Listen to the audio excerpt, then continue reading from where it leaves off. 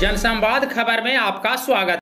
होली पर्व को लेकर बाजार में उमड़ी लोगों की भीड़, सब्जी फल एवं मेवे के दाम में हुआ इजाफा।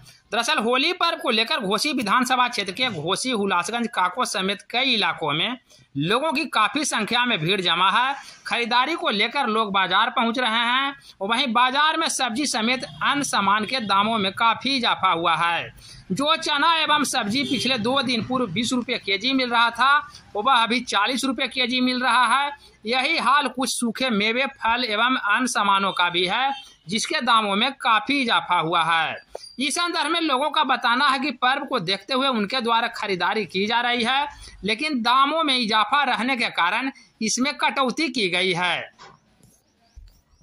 कहाँ आए हैं? घोसी बाजार आए हैं। क्या स्थिति है बाजार का?